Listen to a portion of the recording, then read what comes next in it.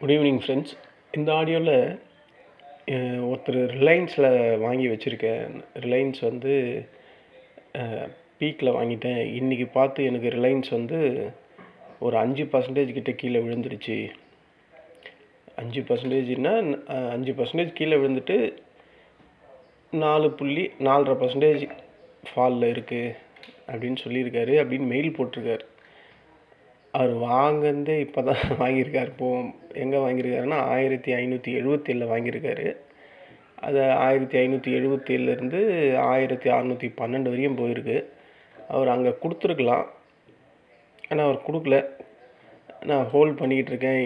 இது வந்து பெரிய ஜாம்பவான் செக்டாரு ரிலையன்ஸு ஆயிலில்.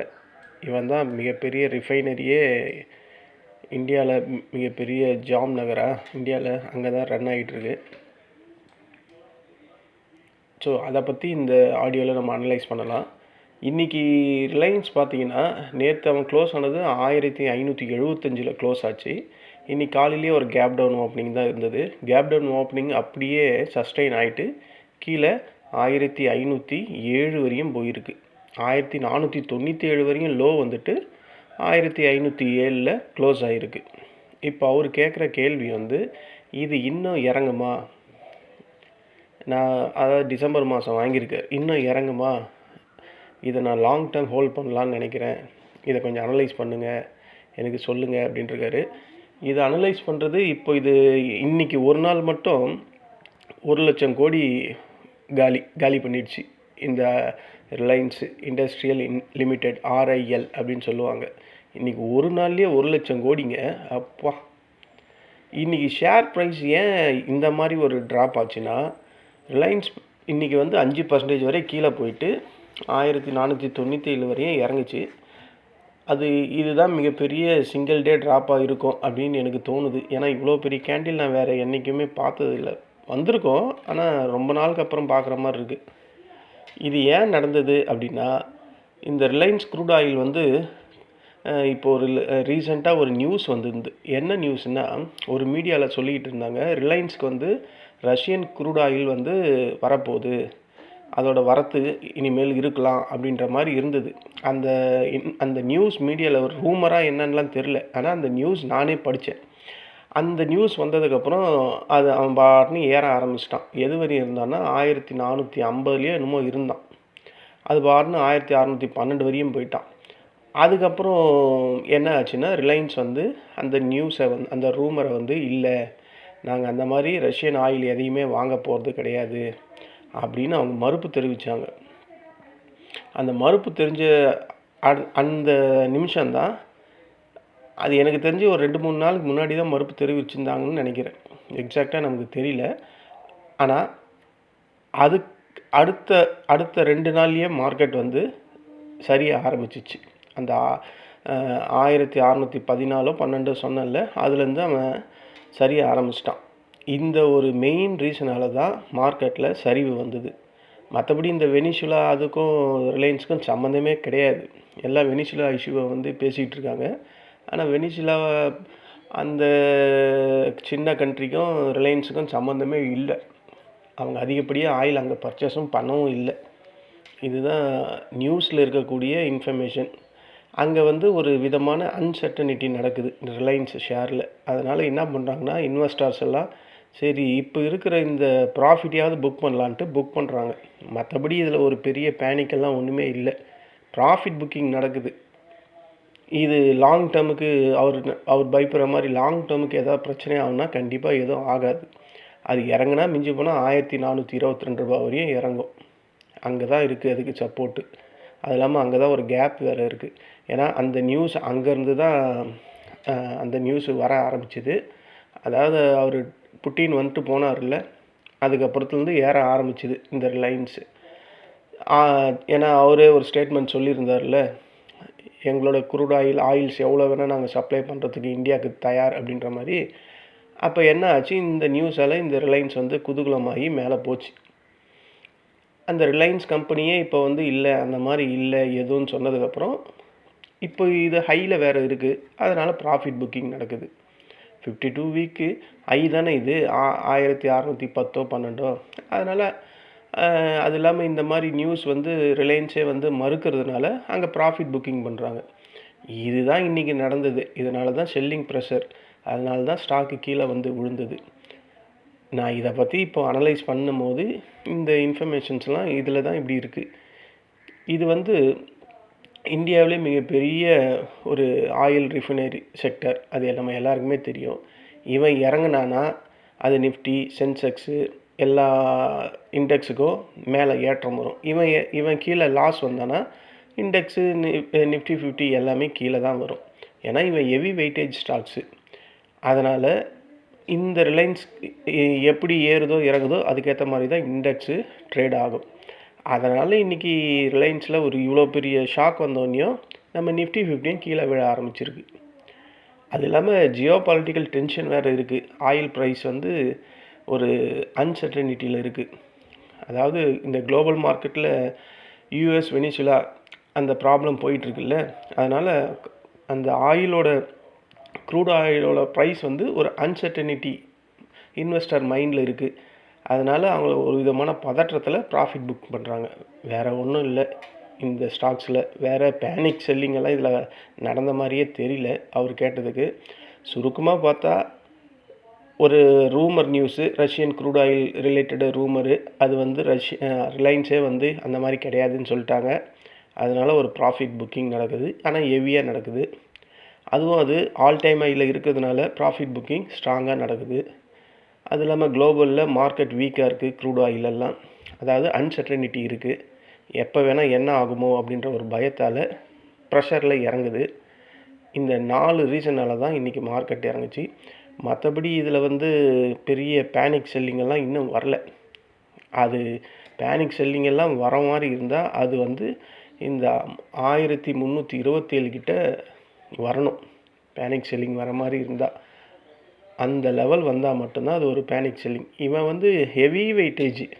இவன் கொஞ்சம் இறங்குனாவே இன்றைக்கி 5%க்கே 1,00,000 கோடி லாஸுன்னா அப்போ பார்த்துங்க இவனோட பிரம்மாண்டத்தை.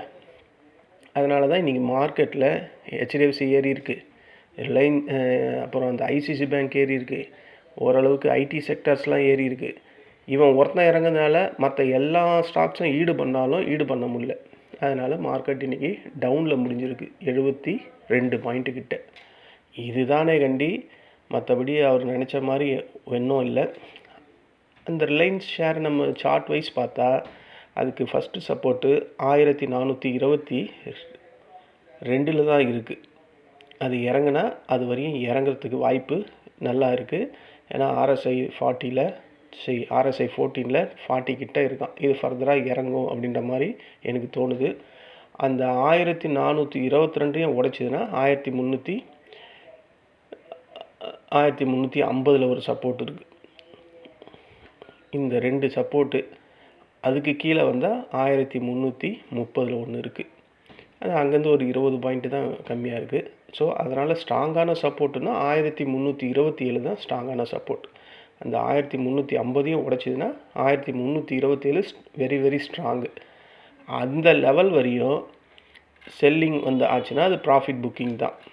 அதுக்கு கீழே வந்தால் தான் ஒரு பேனிக் செல்லிங். ஏன்னா அதுக்குள்ளேயே ஒரு 10-15% கரெக்ஷன் வந்துடும். 10% கரெக்ஷன் வந்தாவே மார்க்கெட்டில் வந்து பீரிஷ் ட்ரெண்டு அப்படின்னு சொல்லிடுவாங்க. ஆக்சுவலி பார்த்தா 20-25% கீழே வரணும் மார்க்கெட்டில் ரியலாக ஒரு பீரிஷ் ட்ரெண்டுன்னா. அப்போனா இது இன்னும் ஒரு 5-10% இறங்குனா நம்ம ஜனங்க ஃபியரில் பீரிஷ் ஸ்டார்ட் ஆகிடுச்சின்னு சொல்லுவாங்க. ஆக்சுவலி இன்னும் பீரிஷில் ஸ்டார்ட் ஆகலை. இது ஒரு ப்ராஃபிட் புக்கிங் தான் நடக்குது இந்த ரிலையன்ஸில். இதில் ஃபண்டமெண்டல் நம்ம செக் பண்ணால் PE ரேஷியோ இவ்வளோ பெரிய கம்பெனி அது கம்மியாக தான் இருக்குது. Price to book ROE compare பண்ணும்போது அதுவும் கம்மியாக தான் இருக்குது. டிவிடெண்ட்டு 0.35 கொடுக்குறான். க்ரோத் எல்லாம் ஆஸ் யூஷுவல் நார்மலாக தான் இருக்குது. பெரிய லெவலில் பிரம்மாண்டமான PE ரேஷியோவும் இல்லை, ப்ரைஸ் டு புக்கும் இல்லை. அப்போ இது லாங் டேர்முக்கு தான் நல்லாயிருக்கும். அவர் பயப்படுற மாதிரி இதில் ஒன்றுமே இல்லை. இது ப்ராஃபிட் புக்கிங் தான் நடக்குது. அவர் என்ன ஒன்று கொஞ்சம் ஹையில் போய் வாங்கிட்டார், அவ்வளோதான் வித்தியாசம். இது வந்து ப்ளூ சிப் கம்பெனி, மிகப்பெரிய கம்பெனி, எல்லாருக்குமே தெரியும். இந்த வேல்யூவேஷனில் இப்போ இருக்கிற ப்ரைஸே அட்ராக்டிவான ப்ரைஸ் தான். ஏன்னா இப்போ அது கீழே விழுந்துருச்சு. இன்றைக்கி 1507 இருக்குது. எங்கேருந்து விழுந்துக்கிறான் பாருங்கள், 1580 விழுந்திருக்கான். ஸோ ஒரு 71 பாயிண்ட்டுக்கிட்ட கீழே விழுந்திருக்கு. எனக்கு தெரிஞ்சு இது நல்ல ஒரு சீப்பான ப்ரைஸ் தான். இன்னும் சீப்பான ப்ரைஸ் நம்ம வேணும்னா 1422 கண்டிப்பாக இது வரும். அது வரையும் உங்களால் பொறுமையாக இருந்து வாங்க முடியுமா அப்படின்றத திங்க் பண்ணுங்கள். இல்லை நான் இங்கேயே கன்சிடர் பண்ணுற மாதிரி இருந்தால் இங்கெல்லாம் ஒரு 2-3 ஷேர் வாங்கிக்கோங்க. 1422 வரும்போது ஓரளவுக்கு பல்காக ஷேர் வாங்கிக்கோங்க. இது என்னுடைய கருத்து. இந்த ஷேர்ஸை நீங்கள் ஃபோக்கஸ் பண்ணுற மாதிரி இருந்தால் உங்கள் ஃபினான்ஷியல் அட்வைஸரை நீங்கள் தொடர்பு கொள்ளணும். இல்லைனா நீங்கள் ஓனாக டிசிஷன் எடுத்து அதுக்கப்புறம் இந்த ரிலையன்ஸை ஒரு வாட்டி அனலைஸ் பண்ணிவிட்டு அதுக்கப்புறம் உங்கள் முடிவை எடுக்கணும். நான் இந்த சார்ட்டில் இருக்கிற இன்ஃபர்மேஷன், அதோட கரண்ட் சுச்சுவேஷன், இன்றைக்கி ஏன் இறங்குச்சு அப்படின்ற டீட்டெயில்ஸ் மட்டும்தான் சொல்லியிருக்கேன். மற்றபடி இது பையிங் ரெக்கமெண்டேஷன்லாம் கிடையாது. உங்களுக்கு பையிங் இதை நீங்கள் பை பண்ணியே தீரணும்னா உங்கள் ஃபினான்ஷியல் அட்வைஸரை தொடர்பு கொள்ளுங்கள். இந்த ஆடியோ ஜஸ்ட் ஒரு எஜுகேஷன் பர்பஸ் தான். அதுவும் அவர் நம்ம க்ளோஸ் ஃப்ரெண்டு, அவர் கேட்டதுனால இது நம்ம இந்த சார்ட்டை முடிஞ்ச அளவுக்கு நான் அனலைஸ் பண்ணதில் எனக்கு இது தான் தெரியுது. இன்றைக்கி நடந்த செல்லிங்கெல்லாம் பேனிக் செல்லிங் மாதிரிலாம் இல்லை. நாளைக்கு இறங்குமான்னு கேட்டால் நாளைக்கு இறங்கிறதுக்கு வாய்ப்பு இருக்குது. அதான் நான் அந்த சப்போர்ட் சொன்னேன்ல 1422, அது வரையும் கூட இறங்கிறதுக்கு வாய்ப்பு நல்லா இருக்குது. இல்லை அது வரையும் கண்டிப்பாக இறங்கும், அதில் எந்த டவுட்டுமே இல்லை. கண்டிப்பாக இறங்கும். அங்கே இறங்கிட்டு அங்கே என்ன பண்ணுறான் அப்படின்றத பொறுத்து தான் இருக்குது இந்த ரிலையன்ஸ் RIL. இதுதான் அவர் கேட்டதுக்கான விளக்கம்.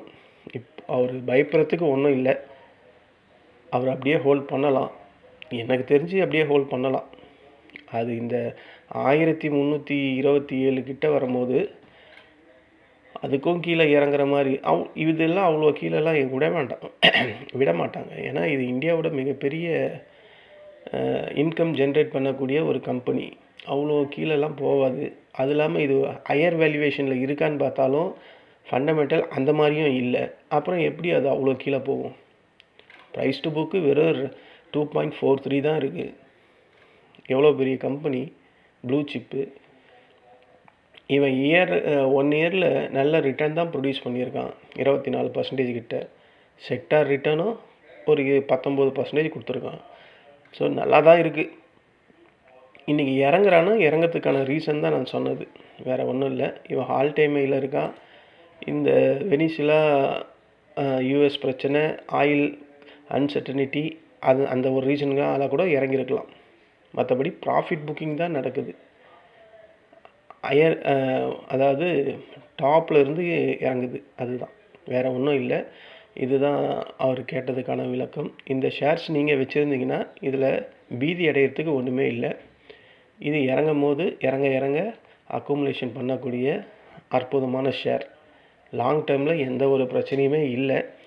ஆனால் இது இருக்கிற அந்த ஆயில் தான் உலக நாடுகள்லேயே எல்லா நாடுகளுக்கும் அந்த வாரை உண்டு பண்ணுறதுக்கான ஒரு முக்கியமான ஒரு பொருள் ஆயில். அந்த ஆயிலில் இவங்க பிஸ்னஸ் பண்ணுறாங்க. அதுதான் ஒரு பிரச்சனை. ஏன்னா இதோட ஏற்ற இறக்கம் எப்படி வேணால் இருக்கலாம், சொல்லவே முடியாது. திடீர்னு ஆயில் ப்ரைஸுக்கு அப்பில் போயிடுச்சுன்னா ஃபஸ்ட் கிளாஸாக ஏறும், ரொம்ப குறைஞ்சிச்சின்னா கீழே வந்துக்கிட்டே இருக்கும். ஸோ இந்த மாதிரி பிரச்சனைலாம் இருக்குது. ஸோ எந்த ஒரு முடிவும் நீங்கள் தான் எடுக்கணும்.